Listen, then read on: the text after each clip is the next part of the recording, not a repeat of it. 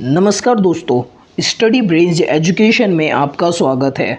आज हम biology series की एक और वीडियो जिसका नाम है सेल डिवीज़न यानी कि कोशिका विभाजन करेंगे। इससे पहले हमने सेल के बारे में भी पढ़ा और ब्लड ग्रुप्स की भी वीडियो बनाई है। अगर आपने वो नहीं देखी तो सबसे पहले वो भी जाकर आप देख लें। सेल डिवीज़न यानी कोशिका विभाजन क्या होता है, आज इससे रिलेटेड एक एक चीज़ आपकी क्लियर हो जाएगी। एनिमेशंस और पिक्चर्स के द्वारा आपको समझाने की मेरी ये कोशिश आपको कैसी लगती है वो आप मेरे को कमेंट करके बताएं। एनिमेशंस के माध्यम से सुनी हुई चीज़ें आपके दिमाग में एकदम फिट हो जाती हैं, इसलिए मैं इस तरीके से वीडियो सीरीज़ बनाता हूँ।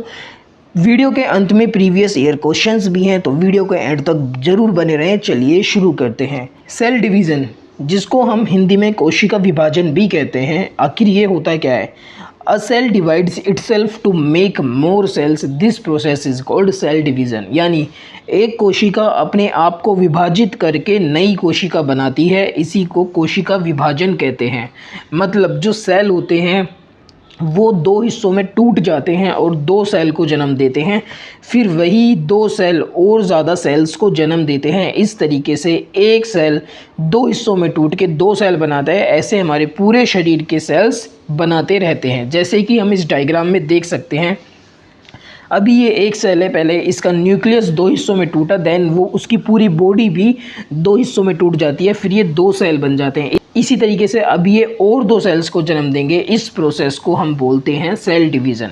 आखिर ये सेल डिवीज़न होता क्यों है? इसके दो मुख्य कारण हैं। सबसे पहला ग्रोथ एंड डेवलपमेंट, वृद्धि और विकास। दूसरा रिप्रोडक्शन, प्रजनन। ग्रोथ एंड डेवलपमेंट में मतलब जैसे एक बच्चा छोटा होता है तो जाहिर सी बात है उसकी जो बॉडी में सेल्स होंगे वो कम होंगे as compare to a man.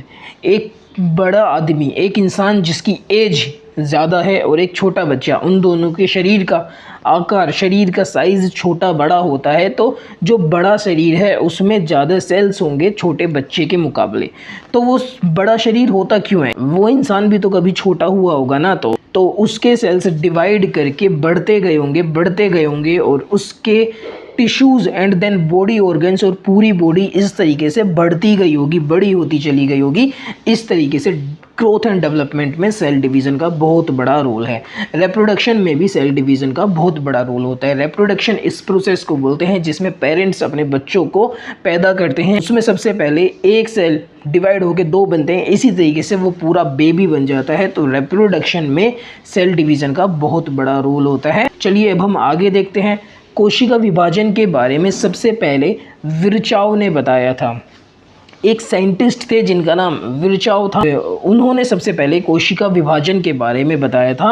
उन्होंने कहा ओमनिस सेल्यूला ई सेल्यूला, इसका मतलब है नई कोशिका पुरानी कोशिका के विभाजन से बनती है। मतलब नए सेल्स पुराने सेल्स के डिवीज़न से बनते हैं। वो दो हिस्सों में टूट जाते हैं, दो सेल्स बन जाते हैं, इसी तरीके से नए सेल्स बनते हैं। जो कोशिका दो भागों में टूट जाती है उसको मातृ कोशिका कहते हैं, यानी कि पेरेंट सेल कहते हैं। मातृ कोशिका के विभाजन से जो दो नई कोशिका बनती हैं उनको संतति कोशिका यानी कि डॉटर सेल या फिर पुत्री कोशिका भी कहते हैं। जैसे कि हम इस डायग्राम में देख रहे हैं कि ये एक पेरेंट सेल है जिसको हिंदी में मातृ कोशिका कहते हैं। इसके दो टुकड़े हो जाते हैं और ये जो दो सेल्स बन जाते हैं इसको हम डॉटर सेल्स, पुत्री कोशिका या फिर संतति कोशिका भी कहते हैं। कोशिका विभाजन से हमारे शरीर का निर्माण कैसे होता है? कोशिका विभाजन से ही हमारी पूरी शरीर का निर्माण होता है। जैसे कि सेल्स के बारे में हमने पिछली वीडियो में जाना था। सेल्स हमारे बॉडी की बेसिक यूनिट होती है, एक सबसे छोटी इकाई होती है। यही डिवाइड होके एक सेल से दो बनते हैं, दो से चार, चार से आठ, इस तरीके से डिवाइड होके एक ग्रुप ऑफ सेल, एक सेल के समूह को हम टिश्यू बोलते हैं। और बहुत सारे टिश्यू मिलके एक ऑर्गन बनाते हैं, जैसे कि हार्ट हो गया, किडनी हो गई, लीवर हो गया। और इसी तरीके से इन ऑर्गन्स का एक सिस्टम होता है, जैसे कि डाइजेस्टिव सिस्टम हो गया, नर्वस सिस्टम हो गया, स्केलेटन सिस्टम हो गया। इसी तरीके से फिर ये अलग अलग सिस्टम्स एक साथ फिक्स हो जाते हैं और एक पूरा ऑर्गेनिज्म बन जाता है। इसमें सबसे बड़ा रोल किसका है? इसमें सबसे बड़ा रोल एक सेल का है, क्योंकि एक सेल से ही पूरा ऑर्गेनिज्म बनता है। और वो ऑर्गेनिज्म एक सेल से कैसे बनता है? क्योंकि सेल डिवाइड होके अपने आप को बढ़ाते रहते हैं। अगर ये सेल डिवाइड होके अपने आप को नहीं बढ़ाएंगे तो वो ऑर्गेनिज्म नहीं बनेगा। तो सेल का जो ये नेचर है अपने आप को बढ़ाने का, डिवाइड करने का, सेल डिवीज़न करने का, कोशिका विभाजन करने का, ये बहुत ज़्यादा इम्पोर्टेंट है। कोशिका विभाजन 3 प्रकार से होते हैं। अब ये जो सेल डिवीज़न है इसको होने के 3 टाइप्स हैं। सबसे पहले असूत्री विभाजन, जिसको हम अमाइटोसिस डिवीज़न भी बोलते हैं। दूसरा समसूत्री विभाजन, जिसको माइटोसिस डिवीज़न बोलते हैं इंग्लिश में। तीसरा अर्धसूत्री विभाजन, जिसको हम मायोसिस डिवीज़न बोलते हैं इंग्लिश में। अब हम एक एक करके इन तीनों के बारे में जानेंगे। असूत्री विभाजन, जिसको हम माइटोसिस डिवीज़न बोलते हैं। This division occur in undeveloped cells like bacteria, cyanobacteria, blue green algae, amoeba and protozoa. ये जो डिवीज़न होता है माइटोसिस डिवीज़न, ये सिर्फ उन ऑर्गेनिज्म में पाया जाता है जो प्रोकैरियोटिक होते हैं। यह विभाजन अविकसित कोशिका में होता है, जैसे जीवाणु, नील हरित शेवाक, अमीबा तथा प्रोटोजोआ। सिर्फ उनके अंदर अमाइटोसिस डिवीज़न पाया जाता है। केंद्रक इसमें 2 भागों में टूट जाता है। बाद में पूरी कोशिका जो होती है, एक मात्र कोशिका 2 संतति, 2 पुत्री कोशिका को जन्म देती है। ये इसका प्रोसेस होता है। आप इस डायग्राम में देख भी सकते हैं किस किस चीज़ में होता है। ये जीवाणु में, नील हरित शेवाक में, अमीबा में और प्रोटोजोआ में ये वाला विभाजन पाया जाता है। भैया प्रमोशन कर दो। मैं अक्सर वीडियो बनाते बनाते भूल जाता हूँ कि मुझे आपसे कहना है सब्सक्राइब करने के लिए मेरे चैनल को। तो जल्दी से, ये चिंकी है जो मुझे याद दिलवाती है, तो जल्दी से हम अपने चैनल का प्रमोशन कर देते हैं। इन वीडियोस को बनाने के लिए मैं पहले बहुत सी किताबों से इन्फॉर्मेशन कलेक्ट करता हूँ, फिर कॉपी में उसके नोट्स बनाने के बाद उसको टाइप करता हूँ। टाइप होने के बाद रिकॉर्ड किया जाता है, फिर बहुत सारी एडिटिंग का काम होता है, फिर ये वीडियोस आपके सामने पेश की जाती हैं। मेरी इतनी मेहनत के लिए क्या मैं आपका एक लाइक और सब्सक्राइब डिज़र्व नहीं करता? अगर आपको ये वीडियो अच्छी लगी हो तो चैनल को सब्सक्राइब करें और वीडियो को लाइक ज़रूर करें। तो प्रमोशन हो चुका है। अब हम आगे देखते हैं आगे क्या चीज़ है। समसूत्री विभाजन, माइटोसिस डिवीज़न। अब माइटोसिस डिवीज़न क्या होता है? माइटोसिस का मतलब धागा होता है। 19वीं सदी में जब लाइट माइक्रोस्कोप की खोज हुई तो कुछ रिसर्चर्स ने कोशिका विभाजन के दौरान कुछ धागों जैसी चीज़ें देखी। उन्होंने उस चीज़ को माइटोसिस यानी धागा नाम दिया। बाद में पता चला ये धागे क्रोमोसोम्स यानी गुणसूत्र हैं। माइटोसिस डिवीज़न को सबसे पहले बहुत बारीकी से जर्मनी के एक जीव वैज्ञानिक वोल्टर फ्लेमिंग ने 1879 में देखा था। 1882 में इन्होंने इस प्रक्रिया को माइटोसिस का नाम दिया। यह विभाजन कायिक यानी सोमेटिक सेल्स में होता है।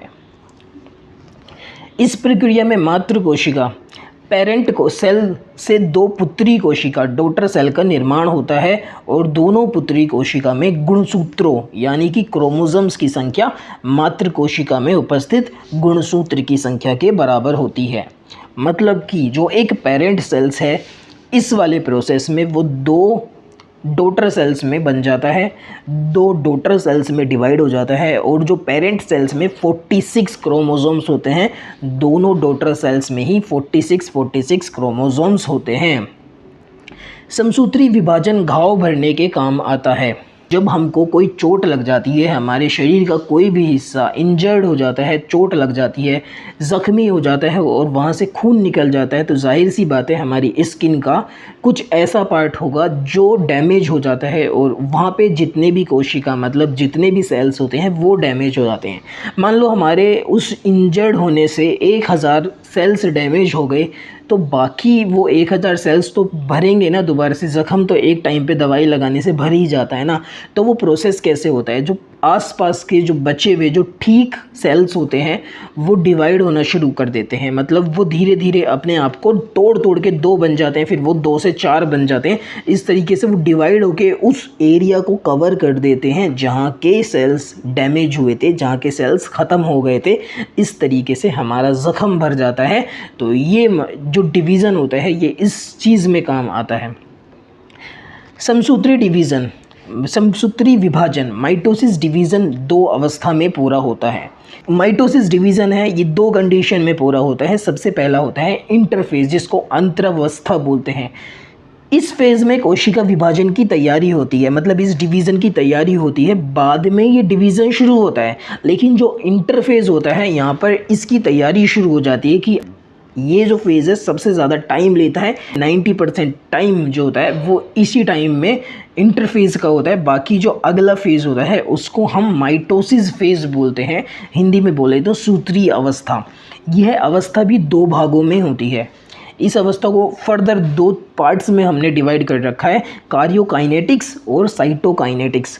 कार्यो मतलब केंद्रक, काइनेटिक्स मतलब डिवीज़न। केंद्र मतलब कार्यो मतलब न्यूक्लियस, काइनेटिक्स मतलब डिवीज़न। साइटो मतलब सेल, काइनेसिस मतलब डिवीज़न, सेल डिवीज़न। सबसे पहले कार्योकाइनेटिक्स मतलब न्यूक्लियर का डिवीज़न होता है, केंद्रक का विभाजन होता है। इसके अंदर जो एक सेल होता है उसका न्यूक्लियस जो होता है वो विभाजन करता है, मतलब वो 2 हिस्सों में टूट जाता है। उसके बाद साइटोकाइनेसिस होते हैं, मतलब कि सेल का डिवीज़न होता है। इसमें जो पूरा सेल है वो 2 पार्ट्स में टूट जाता है। कार्योकाइनेटिक्स जो होता है उसके दौरान न्यूक्लियस 2 हिस्सों में टूटता है और उसके बाद साइटोकाइनेसिस होता है, मतलब न्यूक्लियस के टूटने के बाद साइटोकाइनेसिस कि अब पूरा सेल भी 2 भागों में टूट जाएगा और ये प्रोसेस हमारा पूरा हो जाएगा। कार्योकाइनेटिक्स फर्दर 4 फेज़ में होता है। पहला फेज़ प्रोफेज़, दूसरा मेटाफेज़, तीसरा एनाफेज़, फोर्थ जो है वो है टेलाफेज़। अब ये हम पूरी डिटेल्स में नेक्स्ट वीडियो में देखेंगे, क्योंकि वीडियो ऑलरेडी काफ़ी लंबी हो चुकी है और जैसे कि अभी मेरा नया चैनल है तो मुझे छोटी वीडियो बनाना ही थोड़ा बेहतर है। तो अगर आपने यहाँ तक ये वीडियो देख ली है तो चैनल को सब्सक्राइब करें और कल ही मतलब नेक्स्ट डे ही नेक्स्ट वीडियो आ जाएगी। तो जल्द से जल्द चैनल को सब्सक्राइब करके बेल आइकन को दबा के रखें ताकि आप एक भी वीडियो मेरी मिस नहीं कर पाए। अगर आपको वीडियो अच्छी लगी हो तो कमेंट करके बताएं कि क्या चीज़ अच्छी लगी, और नहीं भी अच्छी लगी हो तब भी कमेंट करके बताएं कि मुझे क्या इम्प्रूवमेंट करने की ज़रूरत है। फ़िलहाल आज के लिए इतनी। Thank you so much guys.